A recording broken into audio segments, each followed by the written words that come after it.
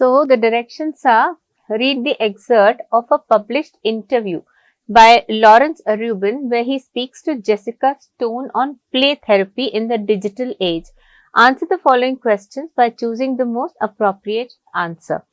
So we have the interviewer and he's interviewing Jessica Stone, who is a psychologist. Hi Jessica, thanks for joining me today.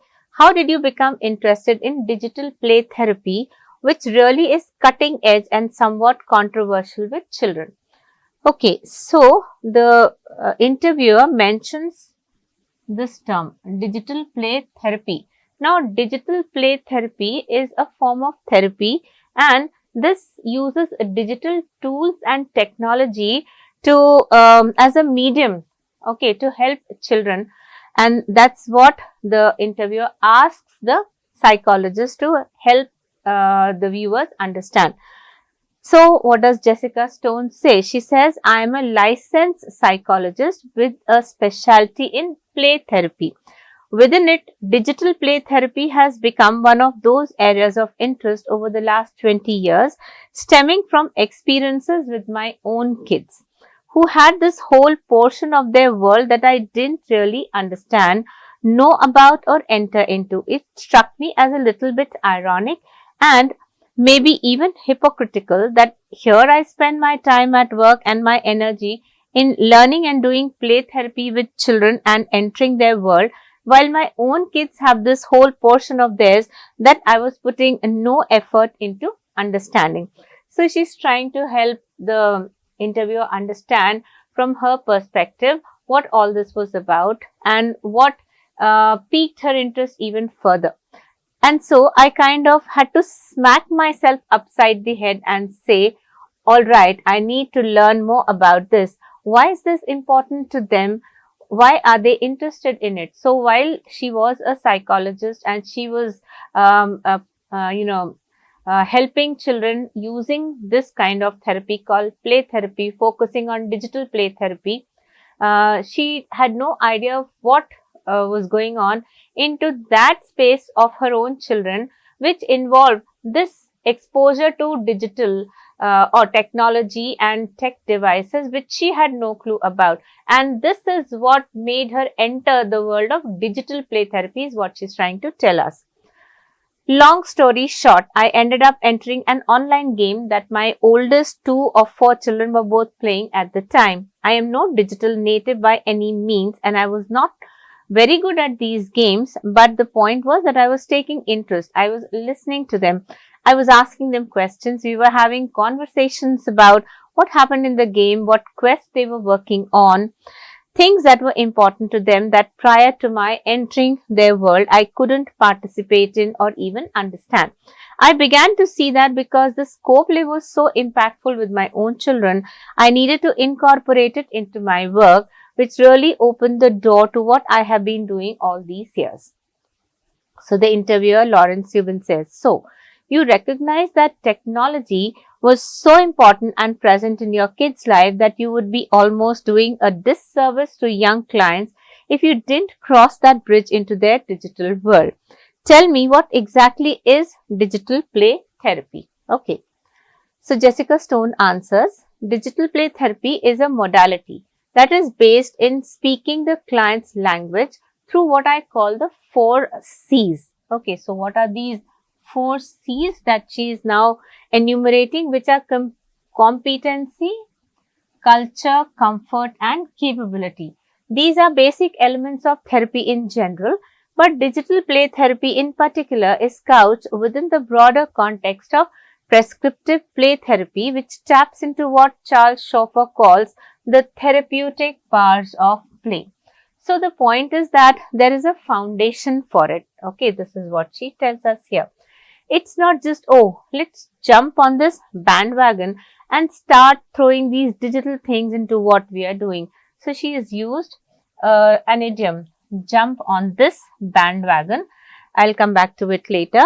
We as clinicians need to have a very firm and solid foundation in what it is we are doing and why we are doing it.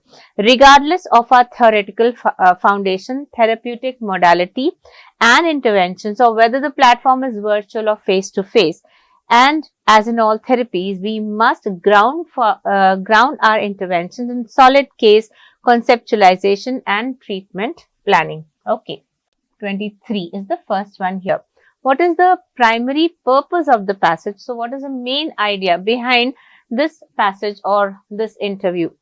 Is it to highlight the necessity of digital play therapy in terms of its foundational benefits and theoretical advantages?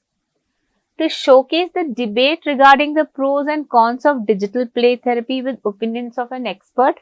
Well, is it to showcase the debate regarding the pros and cons of digital play therapy? Well, we did not come across any such thing mentioned in the interview, so this can be removed. C. To alert the readers to the inevitability of a shift from conventional therapeutic methods to modern ones like digital play therapy, I would rule this out also as absurd. To explore the mindset of an expert with regard to the fallibilities of our new digital play therapy, this is quite contradictory because the expert herself has mentioned that she entered that world of the world in which her children were, and then she explored it and found out a lot of things, and then understood that digital play therapy is important and effective. So this can be eliminated. Now we get the answer as A. The main idea of the passage is to highlight the necessity of digital play therapy in terms of its foundational benefits and theoretical advantages. This is what we got to know from the last part of this paragraph, or what Jessica Stone mentioned, that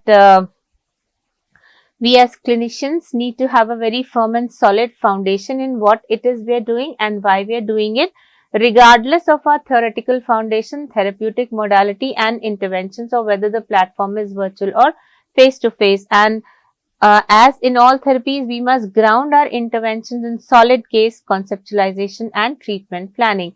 So she ends by saying this, and we understand that the significance or the importance or the need of digital play therapy in terms of what foundational benefits it has and what are the theoretical advantages that are already known to experts would serve the purpose. So A is the correct answer. Question number 24. What is the tone conveyed by the speaker when she states, I had to smack myself upside the head? Okay, she says this here. I kind of had to smack myself upside the head and say, all right, I need to learn more about this. Why is this important to them? Why are they interested in it? So, what is the tone? It's clear that the tone is reflective because she, she tells herself, I'm not aware of what my own children are doing, and I need to know and find out. And this makes her delve into what her children were doing and show a lot of interest in that. So, the tone is clearly reflective. It's not a negative tone at all. So, we can eliminate discouraged. Confident it is not, because she's thoughtful. She wants to know why she has not done it, what her children were up to, and therefore confident is not accurate.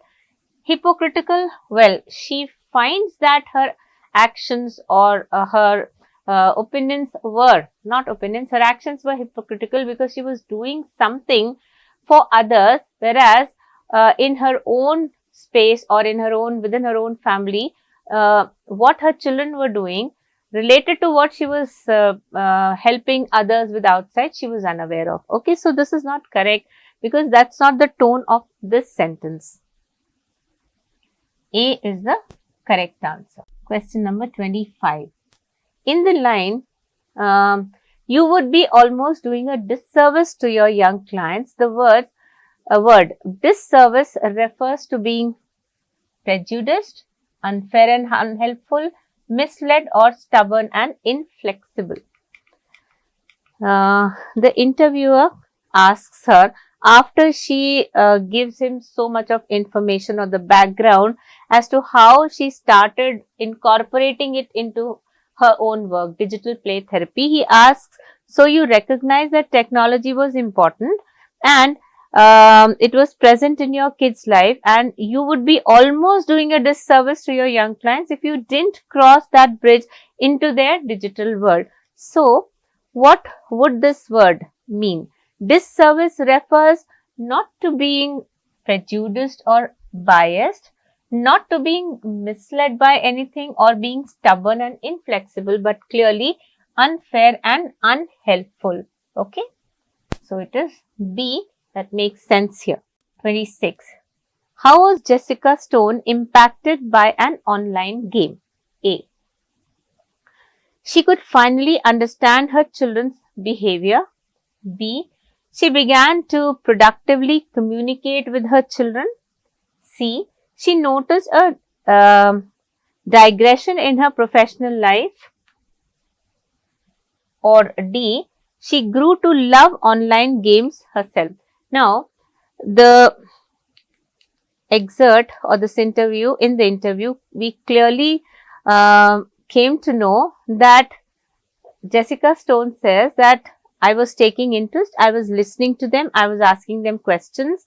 We were having conversations about what happened in the game, what quest they were working on. I couldn't participate it or even understand this earlier. Okay, so what they were, things that were important to her children, that before entering their world, their space, she was not able to participate in or even understand. And then she began to see that because this co-play was so important with her own children, she needed to incorporate it into her work and then help other young clients also. Okay. So, how was she impacted? She grew to love online games herself is ruled out. She could finally understand her children's behavior. Well, children's behavior, these two words should help you eliminate this, because that was not the objective of joining an online game because she wanted to understand her children's behavior. No, she wanted to know what they were doing and why they were so interested in something. So it's not about behavior alone.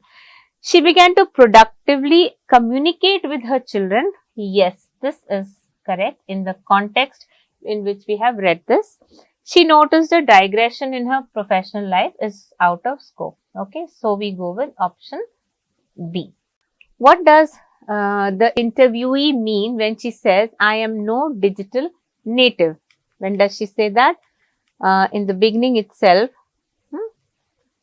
she said, long story short, I ended up entering an online game that my oldest two were both playing at the game. I am no digital native by any means, and I was not very good at these games, but the point was that I was taking interest.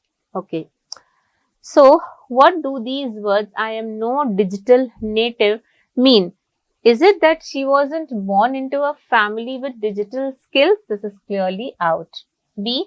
She was averse to all technology, especially online games. No, there is no reference to her aversion. In fact, she says that I had no idea about how to work with these kind of things, and so she says, I am no digital native. It doesn't mean that she was averse to it. See, she was an amateur in using technology or playing digital game. Yes, this is exactly what this part means. D says she lacked the technical training required to operate digital technology. Now, this is too extreme, so we'll eliminate it. We've already got C as the correct answer. 28. Which skill does the interviewee display with the usage of the phrase long story short? So, in the beginning of the paragraph from which I referred to when addressing the previous question, the paragraph began with the words long story short. The question asks us to identify the skill which the interviewee displays by using this phrase long story short. So, what does long story short mean? It means that she is putting everything that is needed in very few words and not being very wordy or verbose about it. Okay, so is it rephrasing? No. Is it circumvention? It's not circumvention, or it's not putting expressing using too many words or avoiding anything. Is it discussion alone? No. Is it brevity? Yes, it is brevity, because brevity means being to the point, short, concise, and conveying ideas in fewer words than probably others would. So that is why brevity is meaningful. Which of these options best describes the expression jump on the bandwagon? This bandwagon. I think I marked it somewhere. Yeah, here. So the point is that there is a foundation for it. It's not just, oh, let's just jump on the bandwagon and start throwing these digital things into what we are doing. So over here, I took you through this part. We understand that she's not doing something just for the heck of it, just because there is a likelihood for her to be successful by adopting this. She's doing it not because it is fashionable, because everybody else is doing it, but because there need to be something, a strong basis for doing it. So when we come to this idiom, jump on this bandwagon, we need to understand what it means. So which of the options describes this expression? Is it to get to the conclusion too hastily? No. Is it to adopt an opinion because it is fashionable? Yes. C.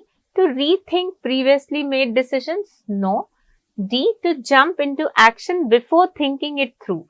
No. Okay, so because this is an idiom, we need to know what any idiom means exactly, and when it is used in a context, we get clarity on what it's trying to convey. So from the part that in the part in which it was used, it's clear that Jessica Stone said that she's not jumping on this bandwagon because she thinks that because everybody is doing it, let me also join the fray, but because there's a specific purpose behind it. Okay, so what does it mean?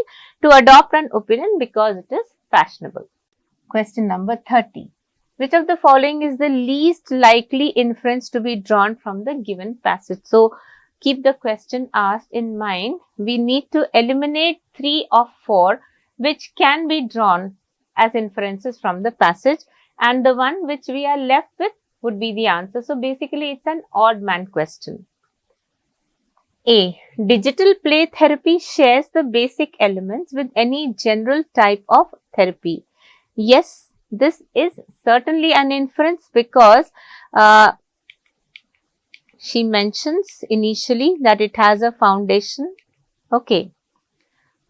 Digital play therapy has become one of those areas of interest over the last 20 years, stemming from experiences not just of others but her own kids, and then towards the end, she tells us that it has a foundation. So we go with, we need to eliminate A because this is an inference that we can draw. B. Digital play therapy became a point of interest. Okay, became a point of interest for Jessica Stone because of her experiences at home. Even this is easy to infer because she tells us about her experiences with her own children and how she joined an online game so that she could communicate with them better. C. Digital play therapy still lacks a proper foundation to make it worthwhile for use. Or D. Digital play therapy allowed Jessica Stone to find a new way of conversing with her children. So this is again something we can infer. Now this has to be the correct answer. Okay, now from where do we find the basis for this? The last part where she says that we as clinicians need to have a very firm and solid foundation in what it is we are doing and why we are doing it regardless of our theoretical foundation, therapeutic modality and interventions, and whether the platform is virtual or face-to-face. As in all therapies, we must ground our interventions in solid case conceptualization and treatment planning. So this clearly tells us that digital play therapy is couched with the broader context of prescriptive play therapy, which taps into, okay, so from this part we understand that digital play therapy lacking a proper foundation to make it worthwhile is not correct, because she stresses that there is a solid foundation, and she has also confirmed the basis of digital play therapy. So we cannot go with C as something inferable. Okay. What does the phrase speaking the client's language refer to in the text? Digital play therapy is a modality that is based in speaking the client's language. Is it A, highlighting the pros, providing lucrative offers, making the services popular, or addressing their needs? When somebody speaks a client's language, it's clear that the person is trying to or looking to addressing what the client needs or demands. So the answer should be D, addressing the needs of their clients, Okay, D. Question number 32 now. What is Jessica Stone's opinion on digital play therapy as per the text? Let's go and read that part where she describes her experiences with her children after joining the online game. So here somewhere she says, while I'm no digital native, I was not very good at these games, but the point was that I was taking interest, I was listening to them, I was asking them questions. We were having conversations about what happened in the game, what quest they were working on, things that were important to them that prior to my entering their world, I couldn't participate or even understand. I began to see that because this co-play was so impactful with my own children, I needed to incorporate it into my work, which really opened the door to what I have been doing for all these years. Okay. So, question number 32 says or asks us, what is Jessica Stone's opinion on digital play therapy as per the text? So, the part which I read out for you should help you identify the correct answer, which will be the opinion of this expert. So, it has to be accepted as the new form of therapy as the world is growing increasingly digitalized? No. B, it has replaced prescriptive play therapy because it has more therapeutic powers? There is no such discussion. C, it has to be regarded as an important part of play therapy because it allows for communication through its mode of co-play. So, the word co-play comes in the picture here, and that is what I pointed out to you in that conversation or in that interview. D says it can be practiced by everyone who wishes to engage in co-play with their children. So, in both of these options, the word co-play has figured. Now, which is a better choice and which do we eliminate? Now, D can be eliminated because it says it can be practiced by everyone who wishes to engage in co-play with their children. What was the context? The context was related to digital play therapy and not any kind of participation in children's activities. So, this is general and this is specific and it reflects the opinion of the expert. Okay, so option C for this question.